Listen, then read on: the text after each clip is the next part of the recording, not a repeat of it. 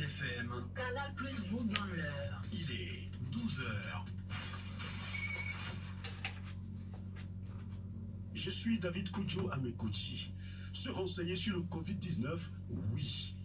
Mais c'est important de s'assurer que les informations proviennent de sources fiables, telles que les agences de santé publiques locales ou nationales, le site web de l'OMS ou les professionnels de santé locaux. Ceci est un message du groupe Média Pyramide dans le cadre de la lutte contre la pandémie du coronavirus, le Covid-19. Des 12 de Pierrot Atiogué sur 105.5.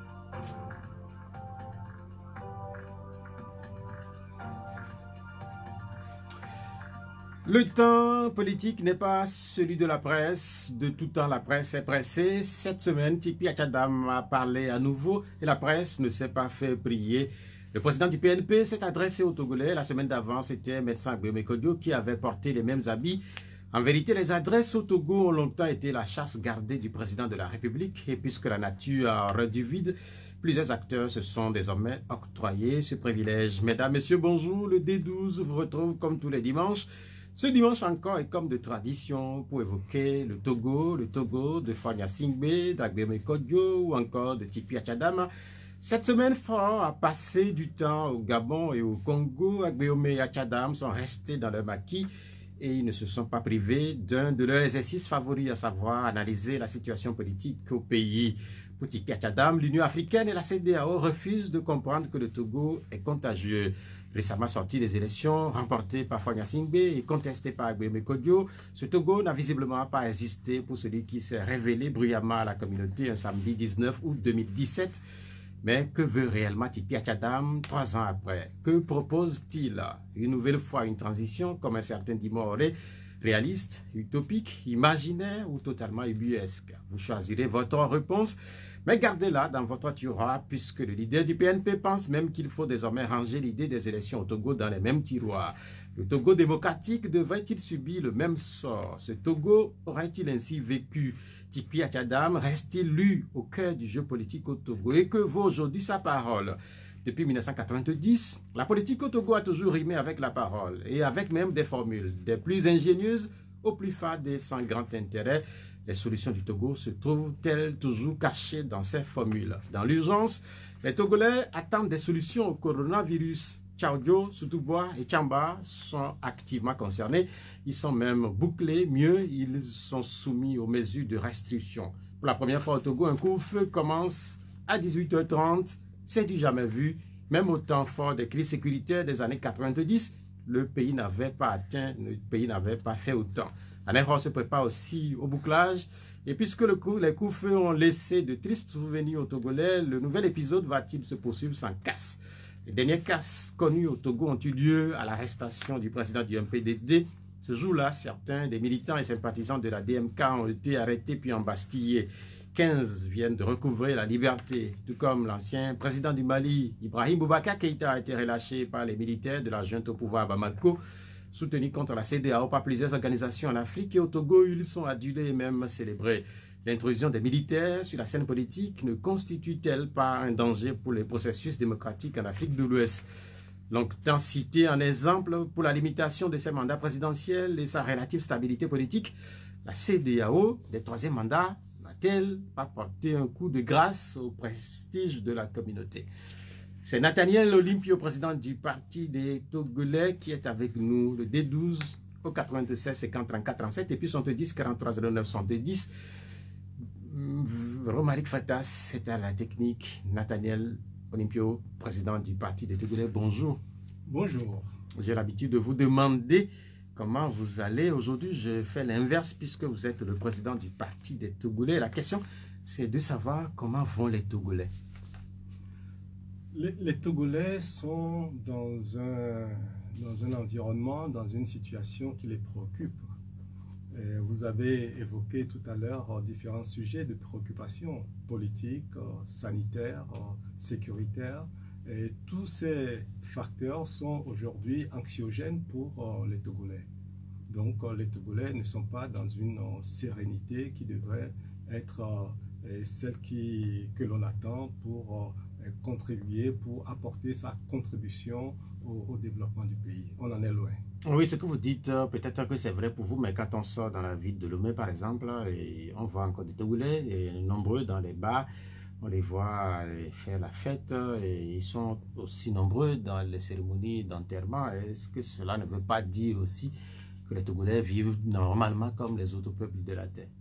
Vous savez que beaucoup de gens, quand ils sont submergés de difficultés, ils se retrouvent dans les bars pour noyer leur chagrin dans le fond d'un verre.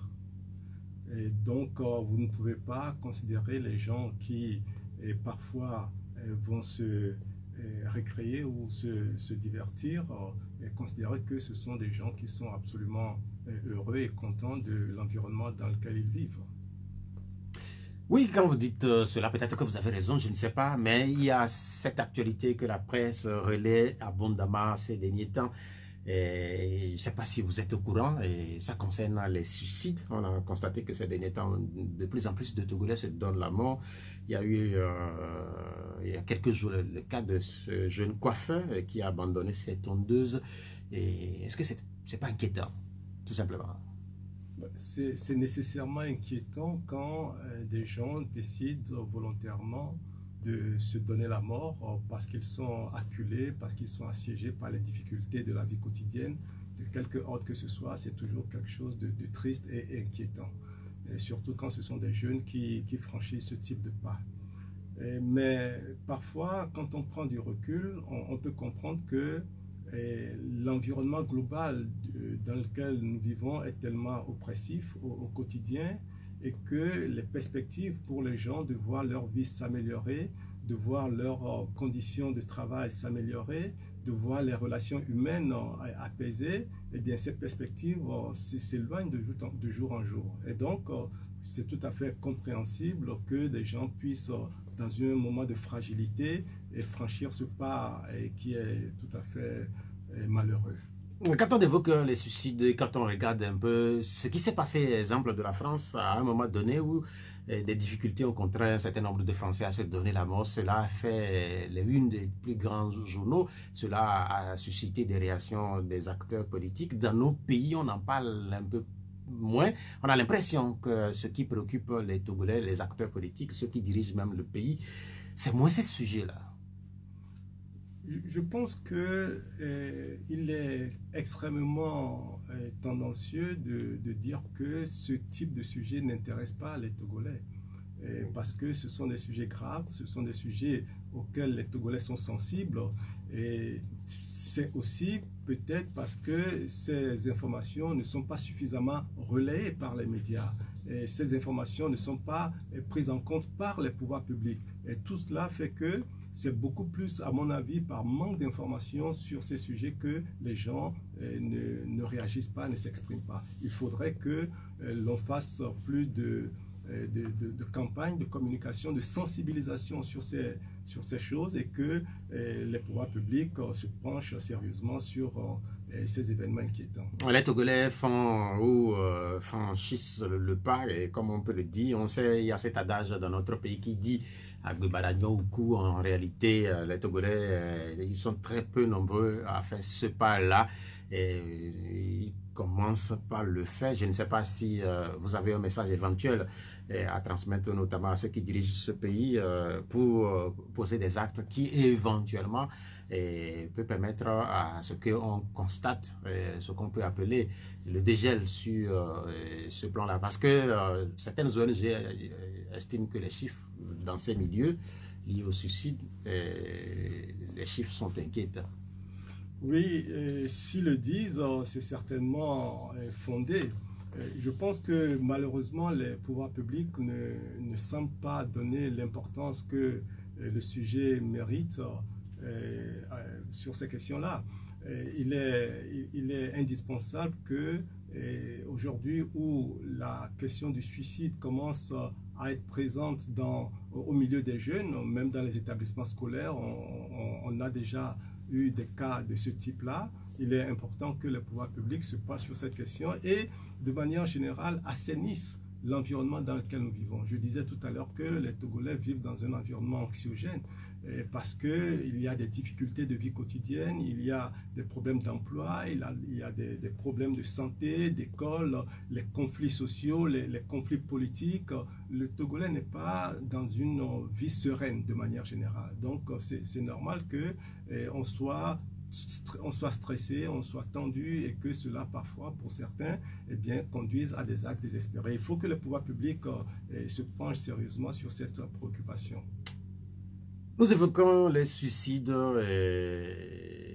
La mort n'est pas donc loin la mort involontaire ou volontaire. Nous allons évoquer ou rester sur ce registre qui est plutôt triste pour parler de cette mort que nous avions appris ce matin. C'est celle de l'ancien ministre Kossi Ovo. Je ne sais pas si vous le connaissez. On sait que 2 anciens premiers ministres ont quitté récemment le monde des vivants.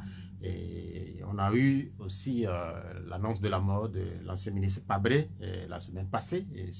Aujourd'hui, on apprend la mort de l'ancien ministre Kossi Ovo. Est-ce qu'on peut évoquer une mauvaise saison pour ce qui concerne des personnalités? Je ne pense pas que l'on puisse parler de mauvaise saison. Je pense que c'est dans l'ordre des choses que des gens qui naissent, vivent, puissent disparaître un jour. Et eux, on en parle, c'est vrai, parce que ce sont des personnalités publiques. Mais il y a toujours beaucoup de décès dans notre pays et il faut... c'est l'occasion pour moi de dire mes condoléances à toutes les familles de ces personnalités qui sont parties. Mais c'est dans l'ordre des choses. C'est dans l'ordre normal des choses, mais il y a une curiosité quand même quand on évoque les personnalités, notamment les 2 anciens premiers ministres du Togo. Et il y a d'autres anciens premiers ministres qui sont également morts, notamment celui du Gabon. Et puis il y a des ministres. On a appris également la mort de l'ancien président Lissouba, l'ancien président du Gabon. Il est aussi mort quelque part en France. Cette propension, finalement, à quitter le monde des vivants en étant très loin de sa terre natale. Parce que ces personnalités-là vont chercher les soins de première qualité dans ces pays. Est-ce que ce n'est pas une occasion, quand même, pour reposer la question des structures sanitaires dans nos pays? Alors là, vous partez du décès de quelques personnalités pour toucher du doigt un sujet qui est important, non pas pour les personnalités uniquement, mais pour tous les citoyens de notre pays et de nos pays en général en Afrique.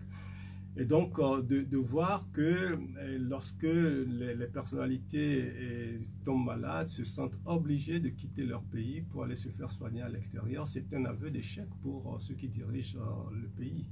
C'est un aveu d'échec parce que cela veut dire que tant pis pour tous les citoyens, pour tous les autres citoyens qui n'ont pas la possibilité, n'ont pas la capacité financière d'aller se faire soigner ailleurs. Et cela, on ne peut pas s'en contenter et c'est un sujet qui est sur la table depuis des décennies et des décennies, mais nous avons plutôt le constat simple que le pouvoir public ne se penche pas sur cette question et pas de construction de centres de santé, pas de construction d'hôpitaux depuis des décennies alors que la population croît et les besoins sanitaires aussi vont en croissant. Tout cela fait que on se pose des questions sur le sens même de la présence au pouvoir, si ce n'est pas pour permettre à la population de pouvoir se soigner décemment, si c'est simplement pour laisser les gens mourir faute de soins, faute de médicaments ou faute de moyens financiers pour sortir du pays. C'est un aveu d'échec et on ne peut pas continuer dans cette situation sans que les pouvoirs publics ne prennent leurs responsabilités. On parle de ces sujets depuis tellement longtemps que on finit par se dire que ça n'est pas une préoccupation pour nos gouvernants. Sinon, on ne comprend pas que nous soyons toujours dans la même situation, malgré les dénonciations, malgré les récriminations, malgré la protestation des personnels de santé et même des mouvements de grève qu'ils ont pu organiser. Tout cela pour sensibiliser le pouvoir public, mais au final, les politiques publiques en matière de santé demeurent une chose plutôt catastrophique aujourd'hui. On sait que quand on évoque les questions liées au centre de soins, il y a la structure qui porte le nom de Saint-Pélégrin qui doit sortir de terre quelque part au niveau d'Agonivé. Est-ce que c'est un début de solution? Oui, bon, Vous connaissez l'histoire de cet hôpital, puisque c'est comme ça qu'il a été qualifié, qui a été annoncé depuis quelque temps, qui devait être opérationnel il y a déjà plusieurs mois, et on en est encore au balbutiement, si j'ai bien compris. Et tout cela, ça ne fait pas très sérieux. On a l'impression qu'on s'amuse avec la santé des gens. Et on lance des projets parce que, bon, on le fait, et dans la réalisation, on est loin de la réalité. Regardez au Ghana à côté, eh bien, chaque président qui vient, il construit un hôpital, si ce n'est deux. Et Nana Akufo-Addo est là, ça fait environ 4 ans, eh bien, il n'en a pas construit un, bien plus. Donc, au Niger, pareil, on a vu dans les médias un centre de santé ultra moderne qui a été construit. Je pense même qu'au Niger, ils ont décidé que les responsables politiques, les hauts cadres de l'administration n'avaient plus le droit d'aller se soigner à l'extérieur, si ce n'est dans les établissements du pays.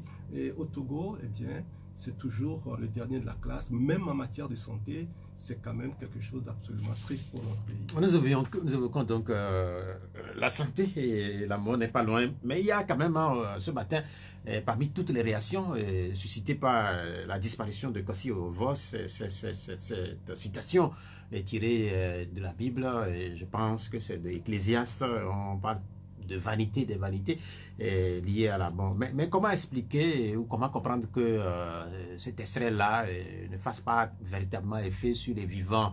Et on sait que Ovo, je ne connais pas toutes ses possessions matérielles, je ne connais pas. Mais c'est une personnalité. Et on sait très bien qu'en Afrique, les personnalités, ça rime très souvent avec beaucoup de richesses, ou relativement. Mais comment comprendre que quand on est vivant, là, on se bat autant pour avoir toutes ces belles piscines et ces villas, et les plus belles femmes, et les plus belles voitures, et on ne partage même pas pour certains. Comment comprendre qu'après on quitte et puis on laisse tout ça, et ceux qui sont derrière, qui sont vivants, ne pensent pas eux là partager? Oh, monsieur Atigo, on ne va pas faire de la philosophie à votre micro ce dimanche. Mais je pense qu'au-delà de la notion de possession de biens, ce qui est important, lorsque vous parlez des hommes publics, c'est de savoir ce qu'ils ont pu accomplir au bénéfice de leurs concitoyens, et c'est de savoir ce qu'ils ont eu comme réalisation au bénéfice de la population. Et le ministre est parti, les premiers ministres sont partis. Que dit la population aujourd'hui au sujet de ce qu'ils ont pu faire dans l'exercice de leurs fonctions? Je pense que c'est ce qui est important. C'est la marque qu'on laisse derrière soi, c'est la manière dont on a marqué la population de son sceau, de ses réalisations. C'est ce qui est important pour un homme public. Si après votre disparition, on ne peut pas vous identifier à quelque chose d'effectif que vous avez laissé pour la population, et bien ma foi, je pense que c'est bien triste. Une question personnelle, vous, est-ce que vous partagez? De manière générale, oui, de manière générale. Je pense que je suis quelqu'un qui donne beaucoup de considération à l'être humain, et que j'ai conscience que la matière n'est que quelque chose je dirais, de volatile, et je ne m'accroche pas à ces choses-là. Je partage beaucoup, je partage mes idées, je partage ce que je possède, et je pense que la solidarité, c'est malheureusement une vertu qui nous manque de plus en plus dans notre pays, et d'ailleurs c'est par manque de solidarité que nous avons la mauvaise gouvernance. S'il y avait le sens de la solidarité bien prononcé, je ne pense pas que l'on pouvait diriger le pays en laissant des pans de la société croupir dans la misère. Et récemment, j'écrivais quelques lignes sur le niveau de pauvreté au Togo. À Lomé, nous avons plus de 30% d'habitants de la capitale qui vivent en dessous du seuil de pauvreté. Le tiers de la population de Lomé vit en dessous du seuil de pauvreté. Et dans certaines régions, ça monte jusqu'à 77%. On ne peut pas diriger des gens et voir des concitoyens boire de l'eau boueuse tous les jours, et que les choses ne changent pas d'année en année après 15 ans d'exercice de pouvoir. Ça, c'est un échec lamentable pour les dirigeants du pays. Donc, cette notion de solidarité, eh bien, ça couvre le bien-être des autres. Ça couvre la notion de pouvoir partager avec les autres le bien-être qu'on a soi-même.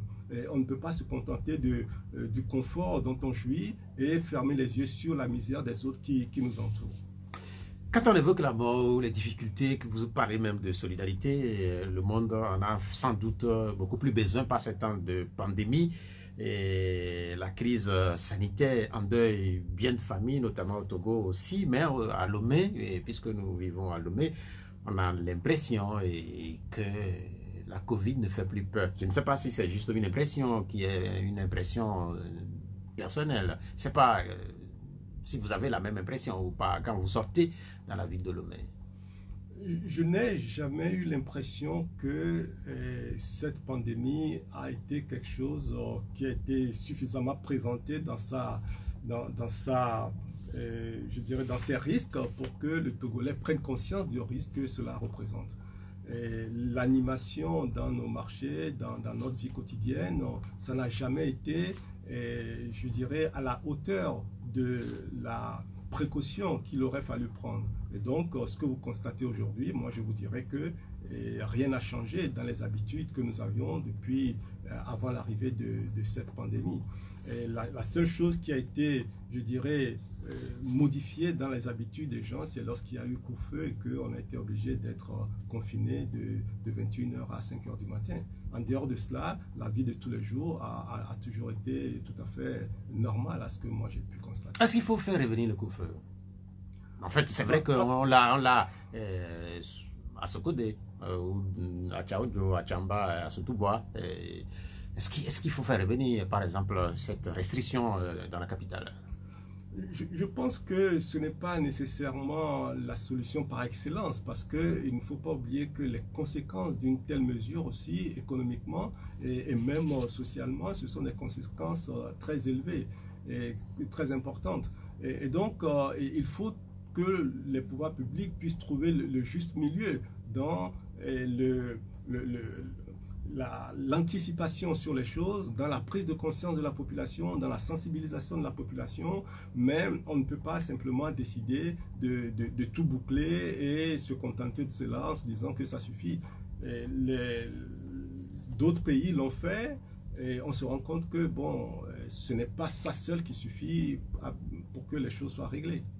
C'est clair que les autorités du Togo prennent des initiatives face à cette pandémie. Le gouvernement se réunit très souvent et il y a des cellules qui sont dédiées à la lutte contre la pandémie. Le chef de l'État du Togo lui-même s'est adressé une fois aux Togolais. Et quelle est votre appréciation de la gestion que ces autorités-là font de la crise? On a vu quand même que les décisions ont été parfois prises de manière un peu erratique comme ça. Hein. On n'a pas toujours eu l'impression d'une cohérence dans la gestion, même si c'est vrai qu'il y a des communiqués qui passent, il y a des rencontres qui se font, comme vous le dites. On ne peut pas ne pas souligner toutes les bavures qu'il y a eu également, des gens qui sont morts. Dans la gestion par l'État de cette crise, l'État a été responsable de la mort de citoyens togolais dans le cadre de la gestion de cette pandémie. Donc, nous avons vu comment l'assistance financière qui a été distribuée a été faite de manière complètement désordonnée. Moi, j'ai souvenir de personnes agglutinées devant les centres de distribution des quelques billets de banque où c'était pratiquement des endroits où le risque de contamination était encore plus élevé. Et donc tout cela ne semble pas être fait de manière coordonnée et de manière rationnelle. Mais ma foi, c'est le mode de fonctionnement de notre gouvernement et cela ne m'étonne pas beaucoup. Hein. La crise sanitaire et l'état d'urgence qui a été décidé, et notamment pour la première fois en France, cette crise continue. Mais curieusement, la France a mis un thème à l'état d'urgence et le Togo est dans une sorte de recondition de cette mesure de restriction. Comment vous comprenez ça? C'est vrai qu'on a l'habitude d'accuser nos pays de marcher dans les mêmes pas des Français, mais là, c'est l'inverse. La France a mis en avant cette mesure de restriction et par la suite, les Togolais l'ont copié, c'est vrai, il n'y a pas que le Togo, mais les Togolais continuent par l'appliquer. Et les Togolais, on constate qu'ici, il n'y a pas beaucoup de morts, même si les cas sont importants. Est-ce que ce n'est pas un truc finalement à mettre en avant venant du Togo? Vous savez que le Togo est un pays où la gestion par exception n'est pas une chose nouvelle, hein. Et donc, l'état d'urgence qui est mis en place, je dirais, c'est tout bénéf pour ce pouvoir-là, qui peut prendre des décisions comme il veut et pratiquement sans s'en rendre compte. Et moi, je ne suis pas surpris que l'état d'urgence soit prolongé. Je ne sais même pas si la nécessité de cette situation d'état d'urgence est encore aujourd'hui avérée. Et même, bon, même sans état d'urgence, nous fonctionnons comme si on était toujours en état d'urgence, hein. Aujourd'hui, il y a beaucoup de cas, et c'est ça aussi, c'est une curiosité. On multiplie les émissions de sensibilisation. On rappelle aux Togolais qu'il ne faut pas faire ça, qu'il ne faut pas faire ça, et la situation serait beaucoup plus catastrophique, même à l'intérieur du pays. Je ne sais pas si vous êtes déplacé à l'intérieur du Togo ces derniers temps, mais à l'intérieur, il semblerait que les gens, ils n'ont même pas connaissance de ces bavettes qui sont utilisées notamment à Lomé, et certaines ne savent même pas qu'il y a la maladie. Comment comprendre cette méconnaissance ou ce laxisme notamment à l'intérieur du pays? Puisque le Togo, on rappelle que le Togo, c'est pas que Lomé. Mais ce n'est pas un laxisme de la part de la population, c'est une responsabilité pleine et entière du gouvernement. Vous savez, quand on pose des actes, il y a toujours des conséquences derrière. Le régime togolais s'est toujours évertué pour priver la population à l'intérieur du pays d'informations. D'abord parce qu'ils ont peur que ces gens aient l'information politique, mais aujourd'hui, ces gens n'ont même pas accès à l'information de manière générale. Et l'information sanitaire, aujourd'hui, la population ne l'a pas à l'intérieur du pays. Et donc, cette propension du régime à vouloir tout décider à l'aune de la politique, et à vouloir priver les gens de l'intérieur de toute l'effervescence politique, eh bien aujourd'hui la conséquence c'est que quand il s'agit de gérer une crise sanitaire, à l'intérieur l'information ne passe pas. Et tout cela doit nous interpeller et doit ramener le pouvoir public sur le fait que la gestion de la chose publique n'est pas quelque chose de, je dirais, de dissocié d'un secteur à l'autre. Quand vous prenez des dispositions pour restreindre les libertés au niveau politique, eh bien vous restreignez également les libertés dans d'autres secteurs de la vie quotidienne, la santé, l'école, etc. Et aujourd'hui, bon, voilà les conséquences que vous êtes en train d'évoquer. Les restrictions, elles sont là de nouveau. J'évoquais Tchamba, j'évoquais Soutoubois et puis Tchaoudjo.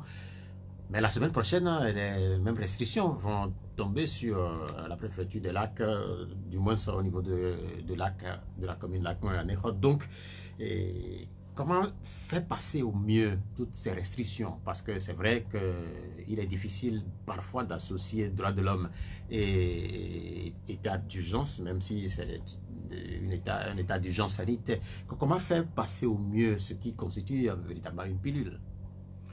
Oui, malheureusement, nous n'avons pas au Togo une pratique très respectueuse du respect des droits de l'homme, notamment par certains membres des forces de sécurité et de défense. Moi, j'ai reçu des plaintes de jeunes qui nous indiquaient comment des membres de la gendarmerie, de la police sont rentrés dans leur maison pour leur exiger le port du masque à l'intérieur de leur concession. Donc toutes ces dérives-là, ça dénote un état d'esprit du rapport entre les forces publiques, entre les forces de sécurité et de défense avec la population.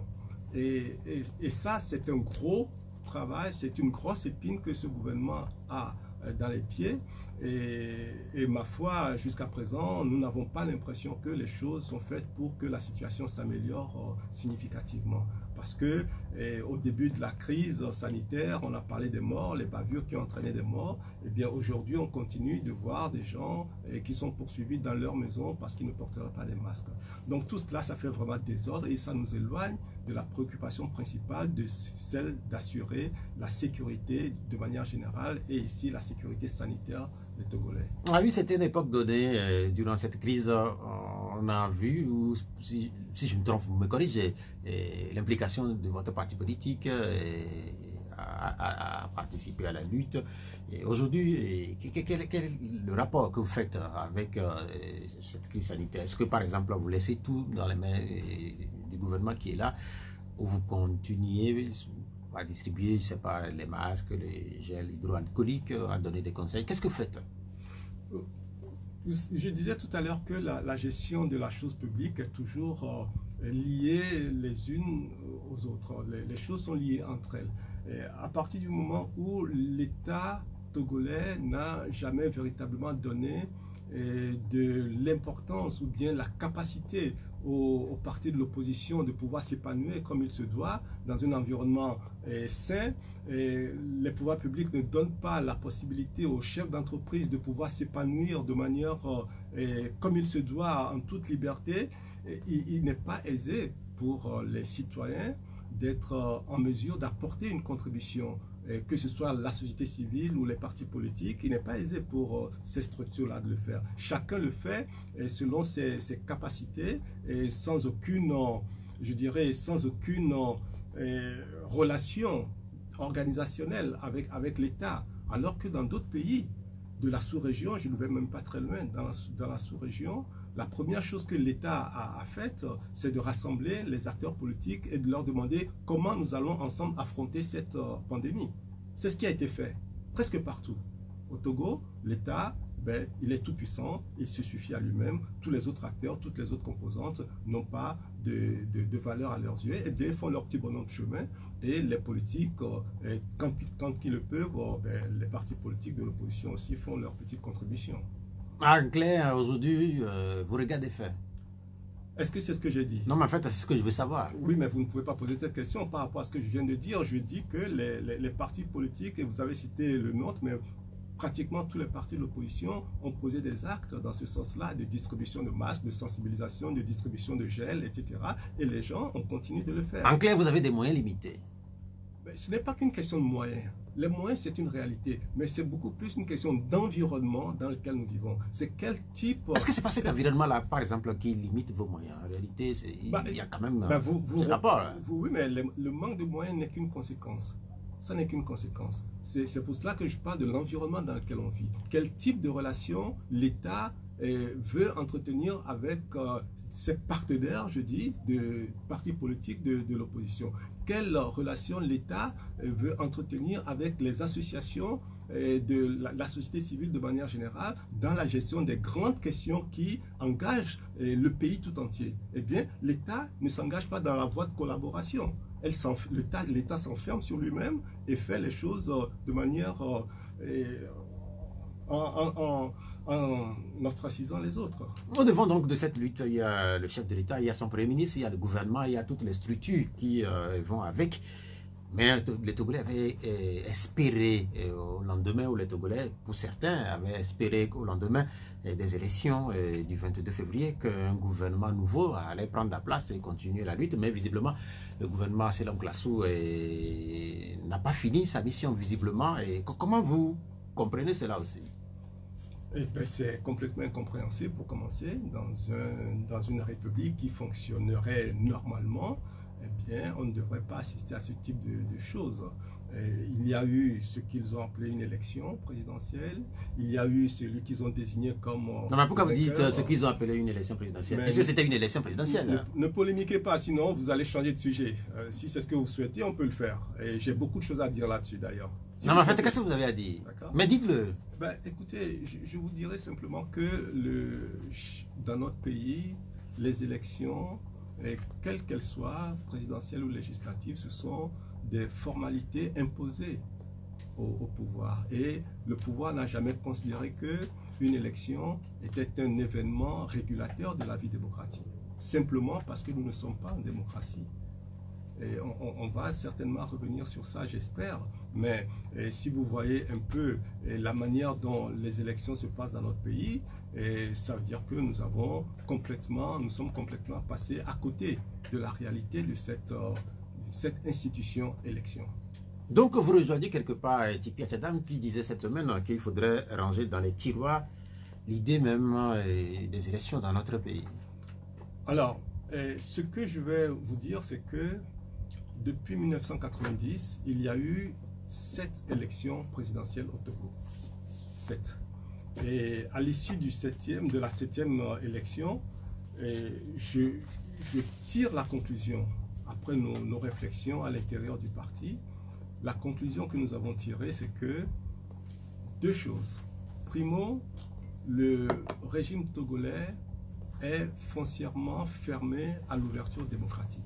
Ça, c'est un fait. Du moins, je dirais, ceux qui tiennent le pouvoir entre les mains, je ne parle pas de tous les militants du NIR ou de tous les sympathisants. Non, je dis ceux qui tiennent le pouvoir, et ils sont quelques-uns, entre les mains, sont hermétiquement fermés à toute ouverture vers la démocratie. Ça, c'est une réalité.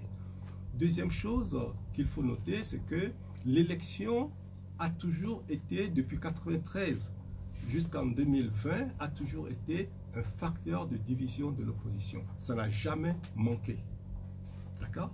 Quand on parle de ces 2 principes-là, moi, ce que je veux partager avec mes concitoyens, c'est que les partis politiques doivent comprendre que la voie poursuivie jusqu'à présent, qui consistait à changer les tenants du pouvoir par l'élection afin d'asseoir une meilleure gouvernance, et bien cette voie-là a marqué ses limites. Qu'est-ce que ça veut dire? Ça veut dire que nous devons, nous, partis politiques, mettre de côté pour l'instant notre légitimité, notre besoin, notre volonté légitime d'accéder au pouvoir par une élection et de nous battre pour la démocratie. Qu'est-ce que ça veut dire? Ça veut dire que nous devons ensemble définir ce que nous voulons. Et je vous renvoie au Mali. Vous prenez le Mali par exemple. Le Mali vient de connaître son 4e coup d'État. D'accord? Son 4e coup d'État. Ça veut dire quoi? Ça veut dire que les 3 coups d'État précédents ont échoué d'apporter la démocratie dans le pays. Et ils ont été obligés d'arriver au 4e. La conclusion pour moi, c'est que les gens n'ont pas défini ce qu'ils voulaient faire de leur pays. Quelle gouvernance veulent-ils avoir dans le pays? Comment asseoir la démocratie? Toutes ces questions de principe et ces projets politiques n'ont pas existé. On a fait un coup d'État et puis, on est retombé dans les mêmes phrases qui génèrent encore un coup d'État, encore et encore. C'est pour cela que nous, ici au Togo, nous devons sortir de la course à l'élection pour nous poser la question de savoir qu'est-ce que nous voulons faire de notre pays, quel État voulons-nous avoir. Indépendamment de qui dirige le pays, si nous définissons ce que nous voulons, nous aurons ce que le peuple aura décidé. Voyez-vous? Alors que jusqu'à présent, nous avons pensé dans l'opposition que allons à l'élection, gagnons l'élection et nous allons tout changer. Mais l'expérience des autres doit nous servir. Hein? Pareil pour la Côte d'Ivoire. La Côte d'Ivoire, ils n'ont pas eu de fréquence de coup d'État, mais ils ont eu la guerre. Mais la guerre qu'il y a eu n'a pas apporté la paix dans ce pays-là. 10 ans après, toute la sous-région est encore inquiète de voir une dégénérescence de la situation en Côte d'Ivoire. Ça veut dire que nous, Togolais, devons, je pourrais citer également la Guinée, même chose. Ça veut dire que nous, Togolais, qui n'avons jamais connu un changement significatif à la tête de l'État, nous devons tirer l'expérience de notre parcours et tirer l'expérience des autres pays pour définir ce que nous voulons faire de notre pays. Si bien que ce soit ceux qui sont là depuis 15 ans, s'ils sont là, au moins que nous soyons à mesure de leur forcer la main pour qu'ils fassent la politique que le peuple veut. Et s'ils ne sont pas là, ceux qui seront là après eux, qu'ils soient également tenus de faire ce que le peuple aura décidé. Ce travail-là, nous n'en ferons pas l'économie si nous voulons avoir un pays qui sort un peu de cette situation. Vous écoutez, le Togo ne fait pas véritablement trop exception dans la sous-région que ça. Si vous dites qu'au niveau du Mali, un certain nombre de questions ne sont pas véritablement posées pour maîtriser la démocratie, puisque vous citez 4 coups d'État, vous évoquez la guerre en Côte d'Ivoire et puis la situation un peu difficile aussi en Guinée. On peut citer d'autres exemples dans la sous-région. Est-ce que quelque part, il ne se pose pas une question structurelle qui va au-delà même de la sous-région ouest-africaine? Parce que quand on prend l'Afrique centrale, la situation semble être pareille, même si ils ne font pas la guerre, c'est les mêmes qui sont là depuis des années. Alors, vous faites une lecture un peu trop superficielle de la chose, parce que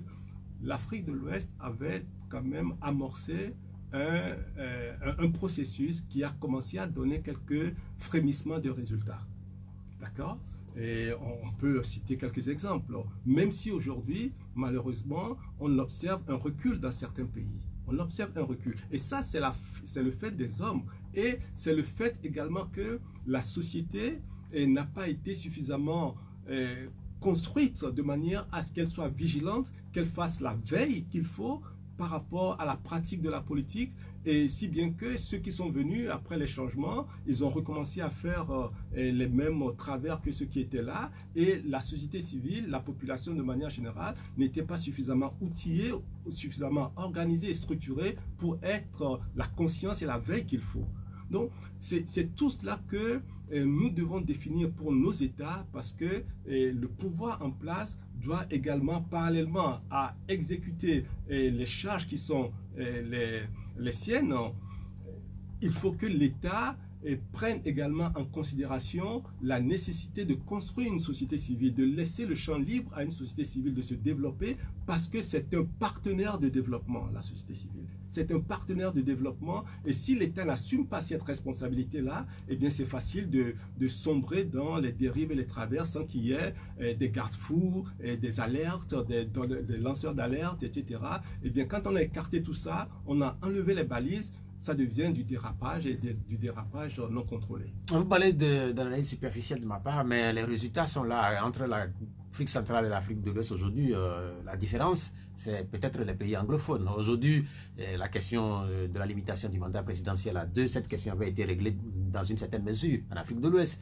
Aujourd'hui, les verrous sont sautés. Alors, et quand on regarde ce qui se passe en Guinée, en Côte d'Ivoire, et quelque part là-bas au Mali, on se pose des questions. Donc ça veut dire que même si en Afrique centrale, c'est les mêmes qui sont là, on ne sait pas combien d'années fera finalement Alassane Ouattara. Il va faire le 3e mandat.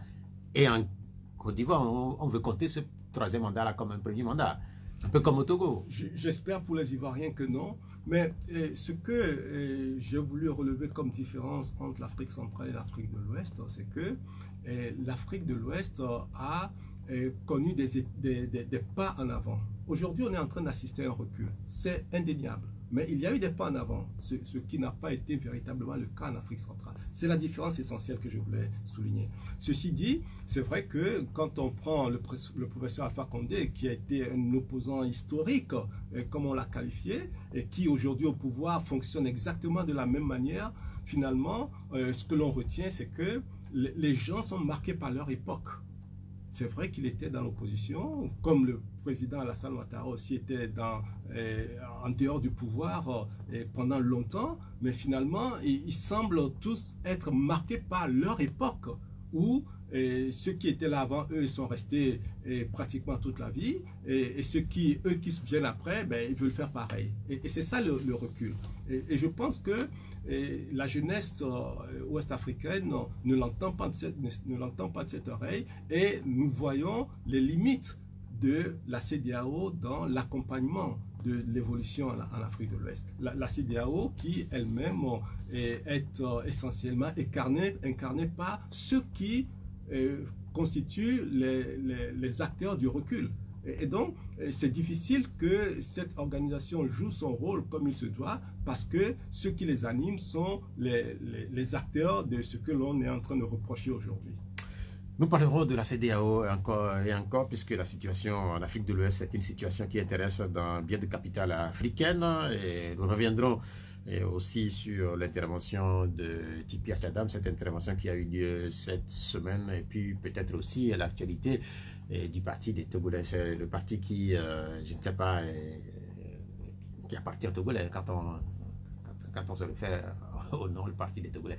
Et nous avons 45 minutes encore devant nous et nous aurons cette actualité sans doute. Je rappelle les numéros pour intervenir dans l'émission: 96 50 34 37 et puis 70 43 09 70. Notre invité du jour, c'est Nathaniel Olympio. Il est le président du parti des Togolais. L'émission est mise en onde aujourd'hui par Romaric Freitas. Moi, je suis Pierre Ouatioube. Les auditeurs, vous avez la possibilité dès à présent d'intervenir dans le débat. Et je rappelle également que ceux qui nous regardent un peu partout dans le monde sur notre page Facebook et qui nous écoutent et peuvent laisser leurs questions, nous ferons le plaisir de laisser ces questions dans le direct.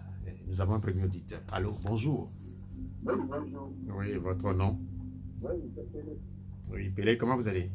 Oui, très bien. Ok, allez-y. Salut l'invité. Bonjour.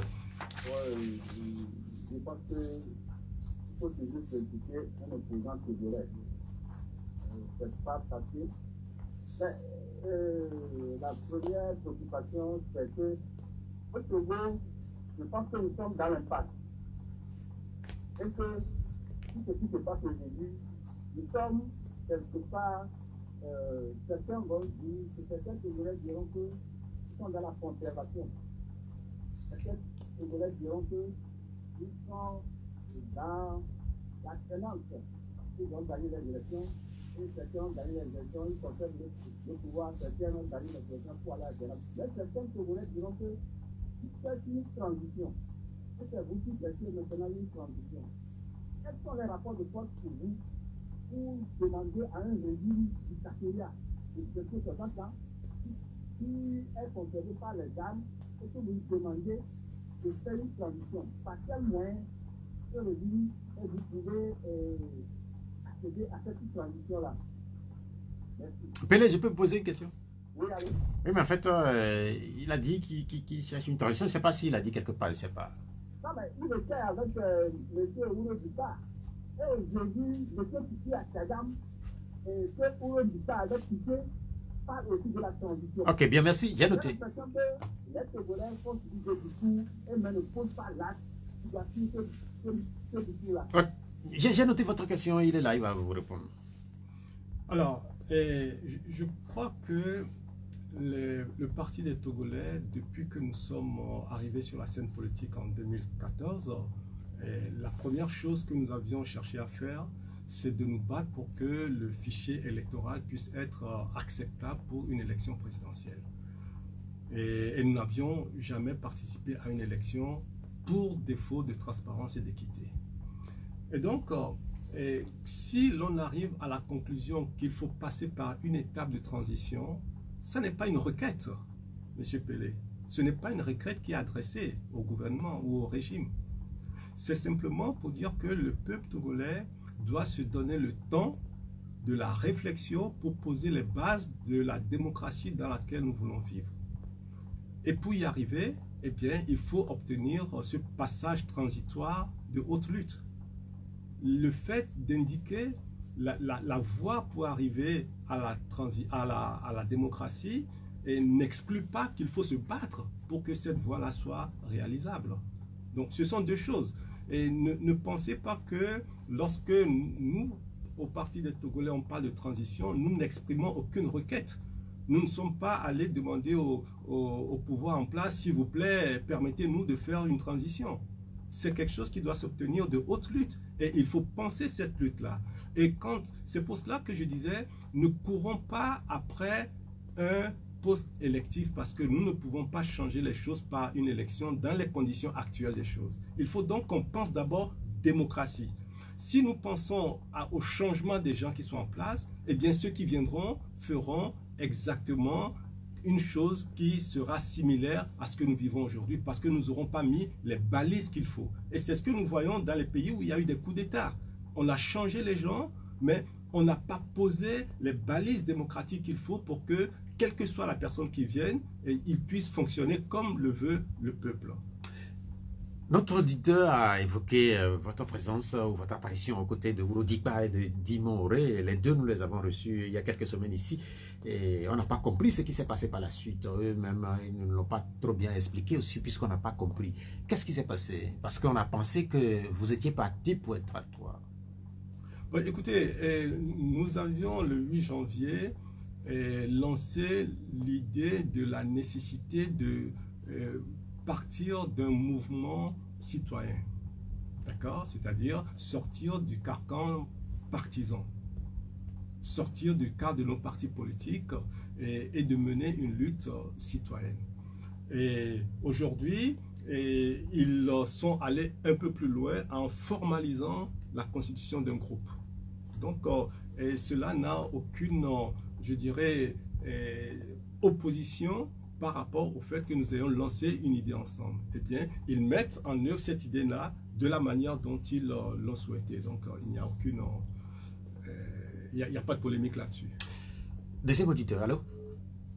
Le deuxième auditeur, est-ce qu'on va l'avoir finalement, ce deuxième auditeur? On ne l'a pas encore. En fait, notre ami évoquait, il disait qu'on est dans l'impasse. Il y a une curiosité quand même.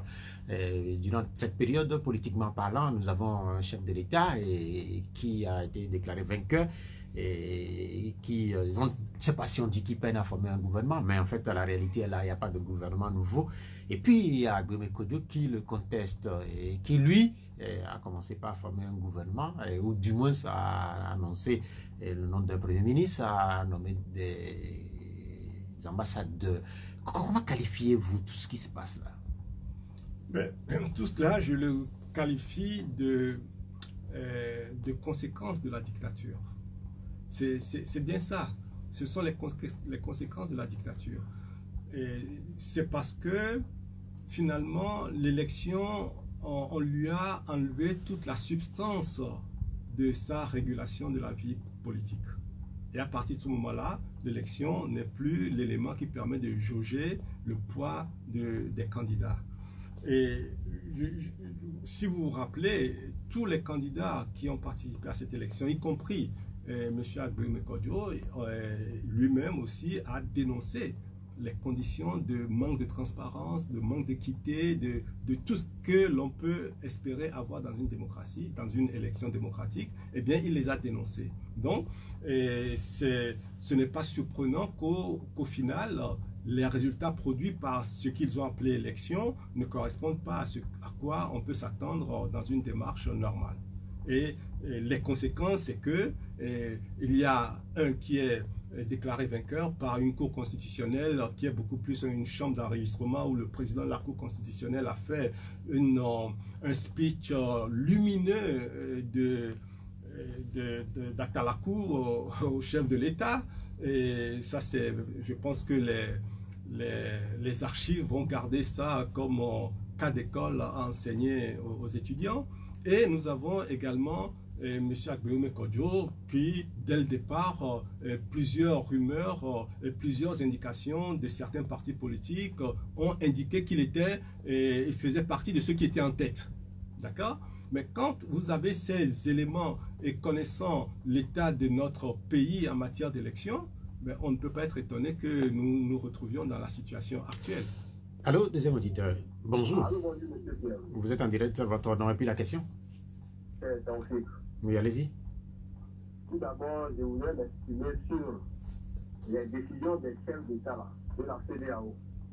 Depuis 2017, comment ils s'ingèrent dans la situation togolaise en passant par le Mali, la Guinée, tout ça là. Vraiment, nos présidents de la CEDEAO là, franchement, ils ont tous échoué. Et maintenant, monsieur le président, est-ce que la loi de la CEDEAO qui demande que les pays fassent 2 mandats là, est-ce que c'est toujours en vigueur ou bien c'est annulé? Parce que moi, je ne comprends plus rien. Depuis un certain temps, il y a des chefs d'État qui font 4 mandats, 3 mandats, et des autres comme ça. Comment est-ce que nous allons vivre dans une communauté comme ça là? Pourquoi d'autres pays vont toujours respecter 2 mandats et d'autres vont faire 4 ans et 5 comme ils veulent? Et puis, c'est Thierry de n'importe quoi. Merci. Bien, merci, Taoufik. Je pense que la CEDEAO a un sérieux problème que je peux scinder en deux. Le premier volet, c'est que la CEDEAO compte en son sein des chefs d'État qui sont peu respectueux de leur constitution et de la démocratie. Ça, c'est une première chose. Deuxième chose, la CEDEAO vient toujours un peu en médecin après la mort.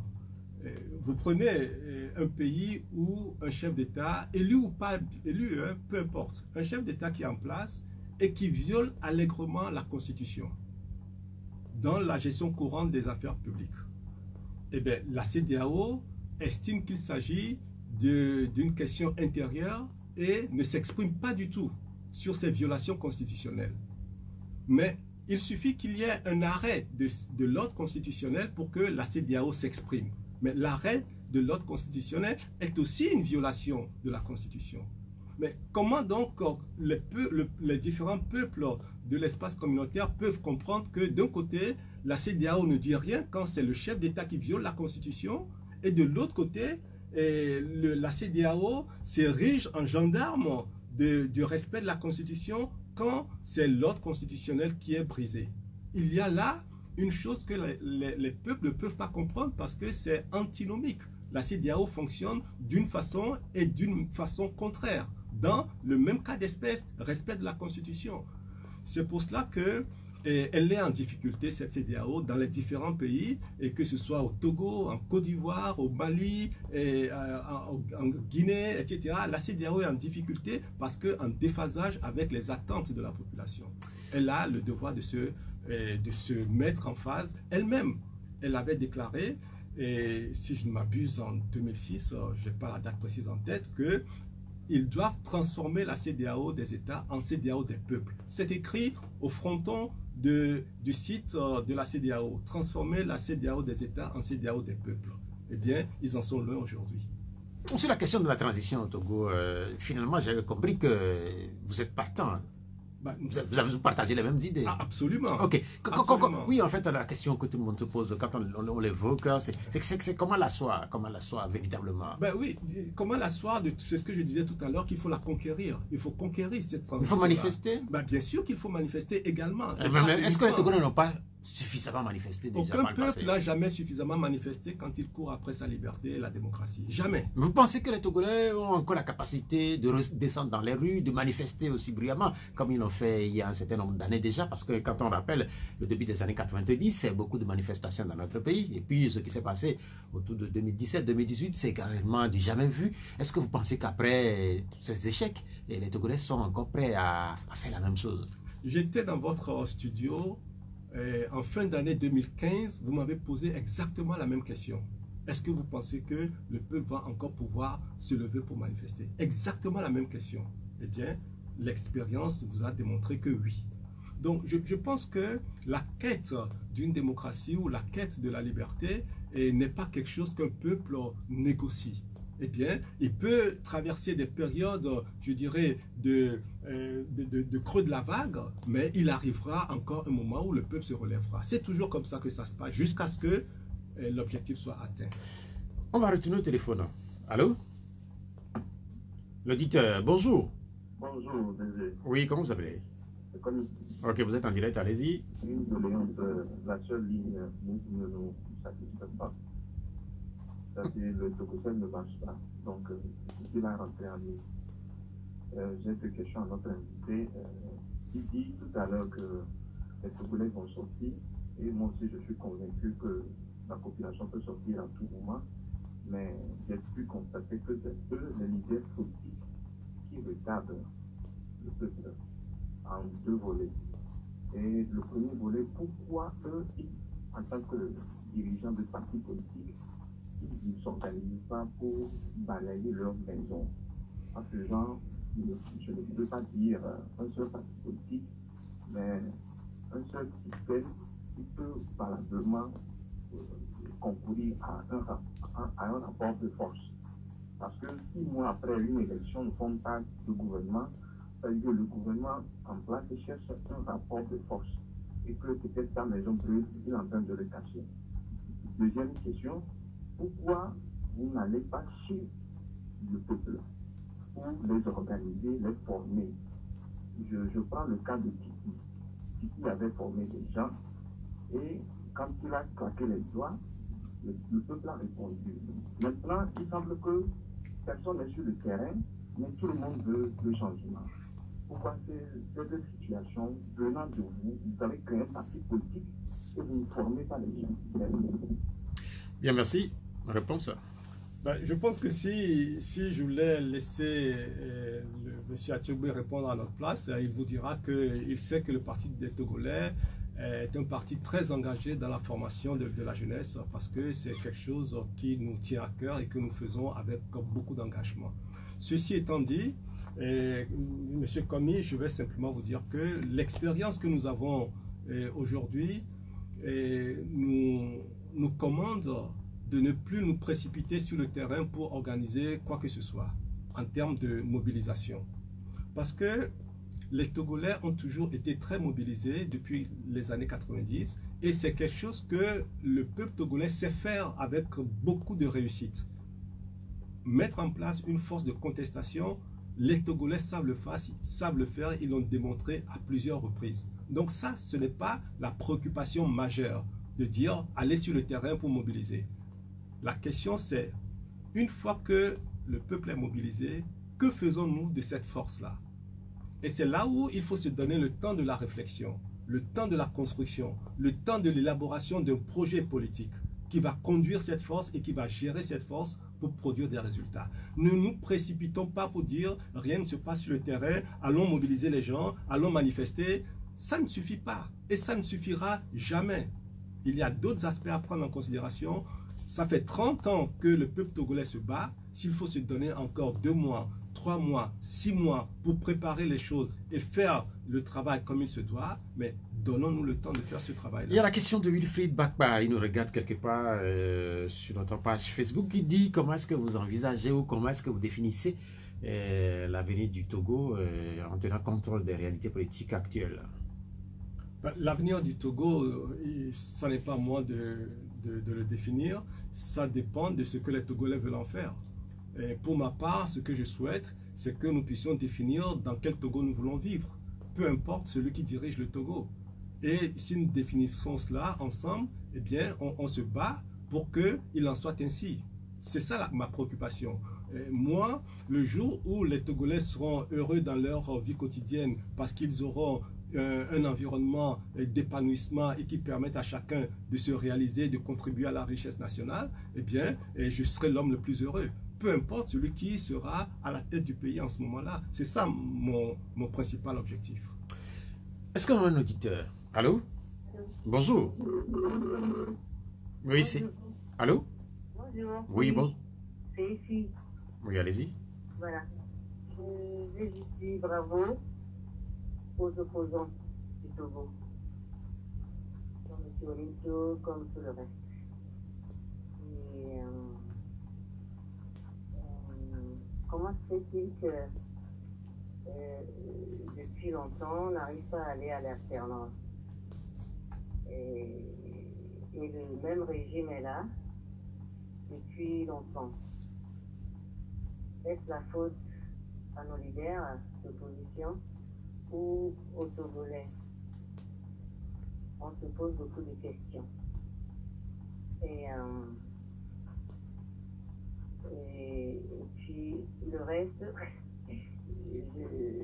je reviens. Bien, on a compris. On a compris, on a noté l'essentiel. Moi, je vais répondre à Madame ici en disant que le fait que nous soyons encore là où on est dans la lutte, c'est la faute des leaders et rien que la faute des leaders. On ne peut imputer cette situation à aucun citoyen togolais parce que les citoyens togolais ont toujours répondu présent à l'appel des leaders. Il nous revient, c'est notre responsabilité de transformer la force de contestation que le peuple met à disposition. Il nous revient de transformer cette force de contestation en force de conquête du changement. Et c'est pour cela que je le dis sans embâche, la responsabilité, elle est entière entre les mains des leaders. Est-ce que la difficulté au niveau de l'opposition, est-ce que c'est parce qu'il y a trop de leaders? Je ne pense pas que c'est une question de trop de leaders. En revanche, je pense que c'est une question de compréhension de la manière dont il faut mener la lutte. Et on n'a pas besoin d'être 150, hein, vous savez, pour être porteur d'un mouvement ou être porteur d'une vision. Non, on a simplement besoin d'avoir quelques personnes qui partagent les mêmes idées, qui partagent les mêmes objectifs et ont la même vision et qui partagent les mêmes démarches pour que les choses s'enclenchent. D'accord? Donc, c'est pour cela que il faut se donner le temps de cette réflexion, le temps de la construction de cette vision, de ce projet, et que les gens qui vont porter ce projet puissent savoir où ils mettent les pieds avant de commencer à, je dirais, solliciter encore la mobilisation de la population. La question de Faux Kofi Yves depuis Didogomé, et je lis sa question. Certains observateurs trouvent derrière les mesures de restriction prises récemment par le gouvernement dans certaines villes du Nord une connotation politique. Est-ce que vous avez la même appréhension ou la même appréciation de cette mesure-là? Je ne peux pas dire que les décisions prises par le gouvernement dans la gestion de cette pandémie est dénuée de fondements politiques. Pas du tout. Moi, j'ai été le premier à dénoncer ce gouvernement lorsqu'il s'est agi de distribuer les petits fonds de soutien en exigeant les cartes d'électeurs. J'ai été le premier à le dénoncer. C'était un acte politique, hautement politique. Et donc, oui, et il a parfaitement raison que derrière les décisions qui sont prises dans la gestion, il puisse avoir également une connotation politique à la chose. Nous avons vu Kion Tipi Achadam qui s'est adressé aux Togolais cette semaine. Je ne sais pas si vous l'avez écouté. Vous l'avez écouté? Oui. Ouais, vous l'avez écouté. Et jusqu'à la fin? Oui. Ok. Qu'est-ce que vous retenez de tout ce qu'il a dit? Bah, écoutez, je pense que un des interlocuteurs a évoqué ça tout à l'heure. Vous-même, vous avez évoqué la question de la transition. Je pense que ce qui est important, c'est dans quel sens nous voyons la voie à suivre pour que nous puissions atteindre les objectifs que nous recherchons. Et pour moi, et je le répète, nous devons sortir de nos cadres partisans et nous devons nous inscrire dans une démarche de lutte citoyenne pour établir une démocratie. La différence est extrêmement importante. Établir la démocratie. Si nous arrivons à établir cette démocratie, eh bien, plus personne ne pourra sortir de ce cadre démocratique parce que nous aurons planté les balises. Mais si nous luttons en allant à une élection en disant « je gagne et je vais pouvoir faire ce que j'ai envie de faire », eh bien, tant qu'on sera dans cette logique-là, et ceux qui sont en place également, eh bien, ils font tout pour ne pas que les choses bougent. Mais si imaginons que nous arrivons à obtenir le cadre démocratique, mais au minimum, ceux qui sont là seront obligés de faire les choses comme il se doit pour le peuple. Ne fût-ce que construire les hôpitaux qu'il faut, les écoles qu'il faut, les routes qu'il faut. Et je n'ai pas mentionné ça, cette propension à l'utilisation des fonds de l'État à des fins privées, comme on le dénonce toujours dans la presse. Et il y a encore sur la table cette affaire de 500 milliards dont personne ne sait quels sont les tenants et les aboutissants. Il y a eu l'affaire de la route Lomé-Vaughan. Jusqu'à présent, personne ne sait ce qu'il en est exactement. Il y a les scandales de la SNTP, il y a Sonaco, il y a des tas de sociétés ou des tas de sujets de détournement ou de deniers publics mal utilisés qui gangrènent notre économie et le gouvernement, le régime ne dit rien. Ben, je pense que nous devons nous battre pour que si le cadre démocratique est arrivé, est effectif, eh bien, les gens qui détournent ou qui utilisent les fonds de l'État à des besoins privés, ils vont pouvoir répondre dans ce cadre-là. Mais tant que nous serons dans la course à prendre l'un la place de l'autre, eh bien, nous sommes toujours au statu quo. Est-ce que vous n'avez pas l'impression que dans son message-là aussi, Tipi Achadam essaie de se replacer au centre du jeu? Ben, écoutez, vous lui poserez la question. Non, mais en fait, vous l'avez écouté, vous êtes acteur politique. Oui, mais les intentions, c'est à lui que vous devez poser la question. Moi, ce que je comprends... Mais vous n'arrivez pas à les lire. c'est à lui que vous poserez la question. Ce que moi je dis et je souligne, c'est que nous devons sortir du cadre partisan. Nous devons mener une lutte de citoyens, une lutte citoyenne. Nous devons mener une lutte de démocratisation et de liberté. Et c'est complètement différent d'une démarche électorale pour conquérir un poste électif. Ce sont deux choses différentes. Et j'ai envie de dire aux citoyens togolais que l'expérience que nous avons eue, vous ne devez plus vous laisser entraîner dans un processus électoral tant que les conditions n'auront pas changé. C'est la pire des choses qui puissent bien, merci. arriver. On reviendra sans doute sur cette adresse, puisqu'il nous reste encore une vingtaine de minutes. Est-ce que nous avons un auditeur là au téléphone? Allô, bonjour. Mais allô? Mais l'auditeur qui était là, je crois qu'il va revenir. Mais aujourd'hui, que vaut la parole de Tikpi Achadam? Parce qu'on sait qu'en 2017, quand il avait fait son appel à Jean-Pierre Fabre a répondu tout de suite. Les populations ont manifesté bruyamment dans les rues, dans plusieurs villes du Togo et à l'extérieur. Est-ce qu'aujourd'hui, sa parole, on l'a écoutée, est-ce qu'elle vaut encore quelque chose? Bah, vous en parlez, non? Donc c'est que ça vaut quelque chose, sinon vous n'en parleriez pas. Maintenant, le fait d'en parler, pour vous, c'est déjà suffisant. Ben, c'est vous qui en parlez, donc vous estimez qu'il faut en parler, donc on en parle. Et maintenant, quel est l'impact que ça a sur la population? Ben, c'est à vous de faire les sondages, faites les micro-trottoirs et puis vous verrez quel est l'impact sur la population. Mais je pense que justement, vous posez mal les sujets. Nous devons non pas nous préoccuper du poids que tel individu a au sein de la société, mais nous devons nous préoccuper du comment devons-nous faire pour que les choses puissent évoluer dans le bon sens pour tout le monde. C'est ça la grande question. Mais si vous ramenez les problématiques à une question de personne, vous contribuez à cette polarisation que nous observons aujourd'hui dans l'espace politique de l'opposition. Il faut sortir de ce cadre. Non, mais en fait, ce que vous dites, peut-être que c'est vrai, mais ailleurs aussi, ce sont les hommes, ce sont les personnalités influentes qui ont insufflé la marche à suivre. Oui. Tout à fait, mais je pense que c'est le contexte qui définit les choses. Je vais vous dire une chose. Dans le contexte togolais, on n'a pas besoin d'hommes forts. Je vais vous dire quelque chose et vous allez comprendre ma pensée. Beaucoup de mes amis de l'opposition me disent il faut absolument aller aux élections législatives ou présidentielles parce que quand nous n'y allons pas, on n'a plus droit à la parole. D'accord ? C'est une posture. Et moi, je leur réponds, quand la CEDEAO est allée à Bamako, elle n'est pas allée rendre visite aux députés. Elle est allée rendre visite à l'imam, au mouvement M5, etc. C'est-à-dire à ceux qui portent la contestation. On n'a pas besoin d'être à l'Assemblée nationale pour porter la contestation. Donc, l'histoire de dire que je participe à l'élection pour ne pas perdre la parole, c'est une vue de l'esprit. Et il ne faut pas qu'on serve encore cela à la population togolaise. Nous devons comprendre définitivement que ce qui fait, je dirais, ce qui porte le leader, ben, c'est le contexte.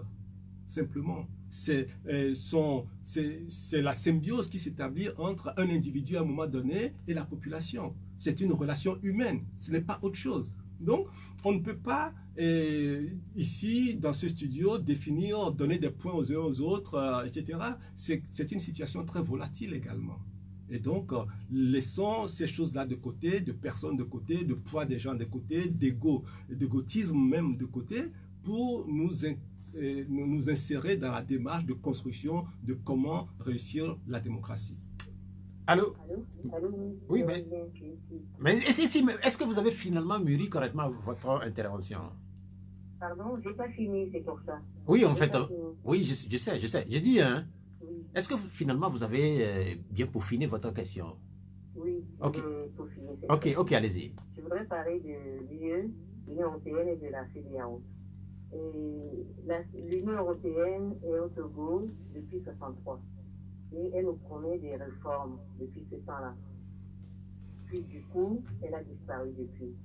Comment M. Olympio le comprend?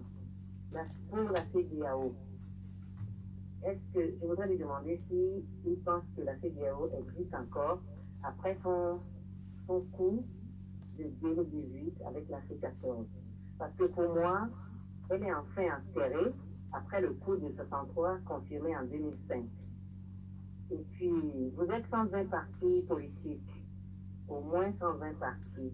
Mais on remarque que sur les réseaux, on ne s'attaque qu'à M. Fabre et à son parti. Comment M. Olympio le comprend? Madame Messi, Oui. vous êtes de quel parti? Moi, je suis une citoyenne. Non, puisque vous avez posé la même... Contre l'injustice. Oui, non, vous avez posé la même question dimanche passé, c'est pourquoi je vous pose la Je question. suis une démocrate, si on peut le dire. Et je suis la justice. Ok, c'est noté. Justice qui est juste. Ok, c'est noté, madame. L'Union européenne et la CEDEAO. Non, mais d'abord l'Union européenne. Je pense que c'est un sujet qui peut faire l'objet de plusieurs émissions. Mais ce que je vais simplement dire, c'est que les relations entre les pays et les organisations sont toujours des relations empreintes d'influence. D'accord? Et que un pays cherche toujours à influencer un autre. Et les pays les plus à même d'influencer sont les pays qui sont développés, qui ont une puissance politique, une puissance économique, une puissance militaire, etc., qui sont à même de mieux influencer d'autres qui sont plus faibles dans tous ces domaines-là. Donc, ne soyez pas en attente de quelqu'un qui viendrait de l'extérieur pour nous aider à nous développer chez nous. Personne ne le fera. Et tous ceux qui viendront de l'extérieur vers nous, ben, ils ne viendront que parce qu'ils auront un intérêt à défendre, et ce qui est légitime. Hein. Si nous voulons, nous, un jour, ne plus subir de manière exagérée cette influence-là, parce que c'est tout ce qu'on peut faire, limiter l'influence qui vient de l'extérieur. Si nous voulons limiter cette influence qui vient de l'extérieur, eh bien, nous devons être en mesure de nous forger intérieurement, de consolider notre économie, c'est de développer notre recherche scientifique, c'est d'être économiquement solide, c'est d'avoir une force militaire, une bonne puissance militaire, c'est d'avoir une recherche scientifique très évoluée, etc., etc., etc. Quand nous aurons renforcé tous ces domaines-là, systématiquement, l'influence extérieure va s'atténuer. Bien, bien, merci. La deuxième partie de la question, est-ce que la CEDEAO pour vous, c'est enterré ou pas?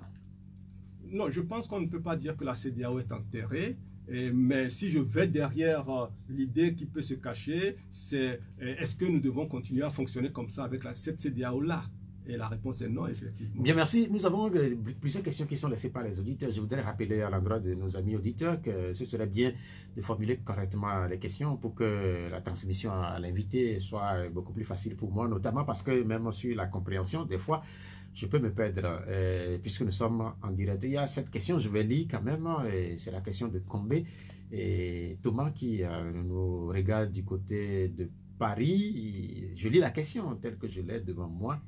Question pour votre invité, pour former la transition, c'est avec qui? S'ils ne veulent pas discuter avec Ford, ils vont prendre le pouvoir où? En fait, c'est ça, mais j'essaie de comprendre un peu le sens de la question. Et vous évoquez la transition, je ne sais pas, Tipi Achadam lui-même dit qu'il faudrait une transition sans Ford Gnassingbé, alors que Ford, c'est lui qui est là-bas à Lomé 2. Vous faites comment pour prendre ou pour vous asseoir à Lomé 2? Bon, parce que si la question est posée comme ça, ça veut dire qu'on ne réfléchit pas sur le comment on y arrive. Et le comment détermine tout. Donc, la question n'a pas de sens par elle-même. La question, c'est le comment on y arrive qui est important. Il y a une autre question, c'est la question de Afuno, don de Dieu. L'opposition togolaise, surtout le parti des Togolais, est-elle prête aujourd'hui à travailler avec le chef de l'État pour le bien-être de la population togolaise? Je ne sais pas ce que ça veut dire travailler avec le chef de l'État. Qu'est-ce qu'il comprend par là? Nous sommes près de 8 millions de Togolais et on n'a pas besoin de 8 millions de Togolais tous dans un gouvernement pour que les choses fonctionnent. Il y a la question de Gervagos aussi. C'est une question qu'il a laissée et je l'ai lu plusieurs fois. Et il parle de formation. Il dit que vous donnez de la formation. Et vous dites que vous donnez de la formation aux Togolais, mais quand on regarde les Togolais dans leur comportement dans la rue, on ne sait pas si véritablement vous leur donnez de la formation. Et des fois, oui, je vais lire aussi cette question. Et vous allez essayer de répondre parce que j'ai lu plusieurs fois la question de Gervagos et je n'ai pas trop bien compris. J'essaie de me remettre sur cette page pour voir si on l'a. En attendant de voir Gervagos, sa question, je retourne au téléphone. Allô? Alors, bonjour. Bonjour. C'est vraiment lui-même. Ah, Gervagos, c'est bien, en fait, ça c'est bien, là. Allez-y. Donc, Voilà, le pays a été depuis 50 ans par une même famille. Mais je voudrais savoir si on écoute le peuple, et les gens qui sont dans le gouvernement écoutent le peuple, mais voir le comportement du peuple, donc, tel que les rues sont bloquées, les revendeurs, bon voilà, la santé du pays, et en plus, quand on dit qu'on écoute le peuple, quand les populations qui s'attaquent entre les partisans des partis qui s'attaquent entre eux, et donc je ne comprends pas l'éducation qu'on donne aussi au peuple. Et depuis, quand le peuple est dans la rue, c'est l'opposition qui prend le devant, qui va en Europe. Je crois que les gens de la CEDEAO même maintenant voient la CEDEAO, la situation dans laquelle nous avons et la situation dans laquelle nous met les autres pays encore. Et je voudrais savoir si la donnée que notre invité qui est président de ce pays, est-ce qu'il serait membre de la CEDEAO? Mais comment est-ce que je peux comprendre ça? faisons un peu de fiction alors. Si vous devenez chef de l'État, vous allez faire partie, en fait, puisque certains parlent de club des chefs d'État qui ne veulent pas quitter le pouvoir, ou la CEDEAO des chefs d'État au détriment de la CEDEAO des peuples. Si vous devenez chef d'État, faisons de la fiction, que faites-vous? De la CEDEAO? Non, mais en fait, vous participez normalement comme les autres chefs d'État et vous vous alignez sur les décisions. Et vous faites un peu comme le Bissau-Guinéen qui se démarque un peu, ou le Nigérien qui n'est pas d'accord avec toutes les questions liées au mandat présidentiel. Vous faites comment? En fait, un seul pays ne changera pas la CEDEAO. Et le président bissau-guinéen tout seul ne changera pas la CEDEAO. Nous devons, à l'intérieur de chacun de nos pays, faire évoluer les choses pour qu'il y ait un maximum de présidents de la République. Je ne parle pas de chefs d'État, de présidents de la République, c'est-à-dire des gens régulièrement élus qui ont la légitimité de leur peuple. Il faut qu'il y ait un maximum qui soient véritablement des démocrates à l'intérieur de la CEDEAO pour orienter et faire évoluer cette institution. Mais tant que nous aurons une grande partie des chefs d'État qui sont encore dans le principe de s'accrocher au pouvoir, eh bien la CEDEAO sera toujours clopin-clopin comme elle est aujourd'hui. Vous faites là, je ne sais pas si c'est moi qui ai mal compris, vous faites là une démarcation ou une nuance entre celui qui est chef d'État ou celui qui est président de la République. Absolument. Mais en fait, quelle est la différence? Ben, vous prenez, au Mali, nous avons eu plusieurs chefs d'État. Nous avons eu le général Amadi Touré, quand il a fait le coup d'État. Il était un chef d'État, il n'a pas été président de la République parce qu'il n'a pas bénéficié d'une élection, si ce n'est après coup, etc. Donc, quand on n'a pas bénéficié du suffrage légitime du peuple, eh bien, on prend le pouvoir par la force, eh bien, on est le chef d'État de fait, mais on ne peut pas s'arroger le titre de président de la République. Et pour moi, c'est clair et net. C'est pour ça que j'ai toujours dit qu'au Togo, nous avons un chef d'État. Et M. Faure Gnassingbé, à mes yeux, n'est pas un président de la République. Mais en fait, est-ce qu'on ne peut pas dire que on peut le désigner comme chef d'État et président de la République? En fait, il y a eu des élections. Il y a eu, par exemple, la situation de 2005. Et puis par la suite, il y a eu les élections de 2010 qui ont été contestées. Mais les élections de 2015 n'ont pas été aussi contestées que ça. C'est parce qu'il n'y a pas eu de tuerie dans la ville que vous estimez que c'est non, mais en fait, allez poser la question à M. Jean-Pierre Fabre, qui était le candidat à cette époque-là. Oui, je fais une analyse beaucoup plus globale. C'est-à-dire qu'on a connu des situations dans le pays. Vous ne pouvez pas réduire le nombre de morts à la légitimité de celui qui est en place. Moi, je parle même pas de mort. Oui, mais vous parlez il n'y a pas eu de contestation. Non, mais pas de la même façon. Oui, mais bon, ce n'est pas parce que ce n'est pas fait de manière plus vigoureuse que d'habitude que vous allez estimer que tout est normal. D'accord? C'est pas parce que un candidat à un moment donné se dit bon ok on m'a volé ma victoire, mais bon je ne conteste pas, ça ne veut pas dire qu'on ne m'a pas volé la victoire. Donc je rappelle que selon vous, en fait, Faure Gnassingbé par exemple, vous dites qu'il est le président de la République, mais non, il est le chef de l'État. Pour moi, il est le chef de l'État. Mais il n'est pas le président de la République. Il n'est pas le président de la République. Oui, en fait, ça c'est ce que vous dites et on ne peut pas vous le refuser. Il y a cette question de Richard Et lui, il nous écoute depuis Thiévier. Il dit, il me demande de vous demander, est-ce qu'il y a une idée ou un motif, est-ce que vous avez une idée sur l'auteur de l'assassinat du colonel Madiba au centre, dans un camp militaire. Mais en fait, ça fait partie de l'actualité. Il faut poser la question au général Yak, à tous les généraux Massima qui sont dans la commission d'enquête pour nous dire où est-ce qu'ils en sont. Mais justement, il y a eu cette commission qui avait été créée au lendemain de l'assassinat de ce colonel. Mais on n'entend plus parler de... parler de cette commission-là. Je ne sais pas si vous avez des indiscrétions. Les indiscrétions, je pense que là, mais il ne faut pas se fier aux indiscrétions. Je vous suggère d'inviter les membres de cette commission. On les connaît, hein. Je viens d'en citer 2, il y en a d'autres. Il faut les inviter, leur poser la question parce que le peuple a besoin de savoir. Est-ce que vous pensez que ça va être facile de les inviter, de les avoir?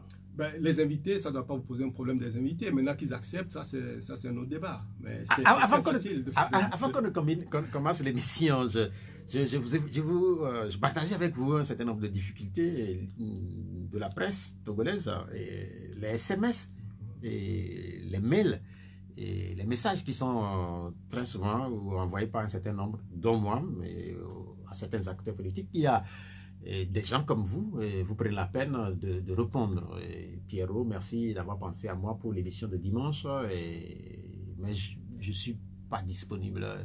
Je voudrais bien reprogrammer mon passage chez vous. Je trouve cela vraiment très poli. Mais il y a aussi des acteurs, ils ne vous répondent même pas. Et je parlais de mépris un peu, on débattait un peu de ça avant que cette actualité ou bien cette situation ne vienne se greffer dans l'émission. Comment faire venir facilement les acteurs publics dans les émissions publiques? Mais oui, Monsieur Pierrot, vous ne pouvez pas vouloir une chose et son contraire. Nous vivons dans une dictature et vous voulez que les règles démocratiques s'appliquent. Ce n'est pas possible. Donc, si vous êtes dans un environnement sain de règles démocratiques, eh bien, chacun connaît le rôle des médias, de la presse, et on se comporterait de manière en adéquation avec cela. Donc, moi, ça me gêne un peu quand on parle de dictature. En réalité, c'est vrai que, oui, en fait, quand on parle de... Dites-moi ce qui vous gêne, je vous explique. Oui, c'est que nous sommes en apprentissage démocratique, ça fait 30 ans, et malheureusement, vous n'êtes pas seul à marteler qu'on est toujours en dictature, et c'est gênant vis-à-vis d'autres peuples qui font la même expérience que nous, qui ont commencé à lancer le processus dans les mêmes périodes que nous. C'est ça qui est un peu gênant. C'est gênant pour nous qui sommes des médias, par exemple, quand j'évoque la situation dans laquelle nous sommes très souvent vis-à-vis d'un certain nombre d'invités. C'est difficile et c'est parfois insupportable. D'accord. Je vais vous dire quelques petites choses. Il y a des critères précis qui déterminent le niveau de l'état de démocratisation d'un pays. Et il y a des évaluations qui se font, il y a des classements qui se font. Vous prenez en Afrique, le pays le plus démocratique en Afrique, c'est le Cap-Vert. Dans les classements qui sont faits, c'est le Cap-Vert. Le Togo fait partie des derniers en Afrique. Nous ne sommes pas au même niveau que le Ghana, nous ne sommes pas au même niveau que le Sénégal, nous ne sommes pas au même niveau que plusieurs pays. D'accord? Et le Togo est toujours classé dans la même catégorie que la Corée du Nord. Dans la même catégorie que la Corée du Nord. Parce que les indicateurs sont similaires. Ouais, est-ce que c'est pas exagéré aussi? La Corée du Nord, quand même, c'est l'extrême. Je ne sais pas ce que vous appelez l'extrême. Ouais, mais vous dites que vous savez que c'est l'extrême, la Corée du Nord. Mais vous pensez que... Mais en Corée du Nord, nous ne pouvons pas faire cette émission. Mais laissez-moi parler. Si vous me coupez, les gens ne vont pas me comprendre. Vous pensez qu'au Togo, ce qui se passe n'est pas extrême? Quand on abat les gens dans la rue, à coups de fusil, vous pensez que ce n'est pas extrême? Non. Et mais quand vous dites aussi qu'on abat les gens dans la rue à coups de fusil aussi, c'est exagéré. C'est exagéré? Oui, mais en fait, je vous renvoie au 8 décembre 2018. Oui, mais en fait... D'accord. Je peux vous citer plusieurs dates comme ça. Oui, mais dites de cette façon, comme on abat les gens dans la rue, oui, c'est un peu comme si tous les jours, dans la rue... C'est vous qui ajoutez tous les jours. Oui, mais en fait, la façon dont vous avez fait la phrase. Je vous parle d'une réalité. Non, mais cette réalité, vous l'exagérez. Non, je ne l'exagère pas parce qu'il y a eu plusieurs plusieurs cas où on n'a aucune réaction derrière. Je suis d'accord. Aucune suite derrière. Je suis d'accord. Mais ça suffit si vous êtes d'accord. Non, mais en fait, le fait de dire qu'on abat les gens dans les rues... Mais oui, mais... Oui, en fait, bon, comment voulez-vous que je le dise? Dites-moi. Pas moment, oui, pas moment. C'est qu'il faut nuancer. Ah bon, Il faut nuancer. Mais ça ne rend pas moins dramatique ce qui se passe. Mais même si vous voulez nuancer, ça ne rend pas moins dramatique ce qui se passe. Je suis content que vous soyez passé chez nous. Mais puisque je regarde le... Oui, mais laissez-moi terminer une chose. Allez-y. Et je vous dirais simplement que ça ne fait pas plaisir à Nathaniel Olympio ou à tous les Togolais qui disent que le Togo est une dictature. Ça ne fait pas plaisir. Et ce n'est pas quelque chose que nous avons la fierté de brandir. Mais nous avons la responsabilité de le dire pour que les gens qui nous dirigent doivent comprendre que le peuple togolais a besoin de plus d'espace, de liberté et de démocratie. La question que j'allais vous poser pour finir, malheureusement on n'a plus de temps, c'est que tout le temps que vous venez ici, vous êtes toujours en chemise blanche et sans tache. Et c'est votre propriété là. Et qui... mais ça me plaît. C'est pas... si nous allons vous imiter finalement parce que c'est une chemise toujours nickel. Merci de nous avoir suivis, chers amis auditeurs. C'était Nathaniel Olympio, président du Parti des Togolais, et c'est lui qui a assumé le rôle d'invité au D12 de ce dimanche. L'émission va être rediffusée tout à l'heure à partir des 19h. Romaric Freitas, merci. Je suis Pierrot Atiobé. On se retrouve dimanche prochain. Au revoir.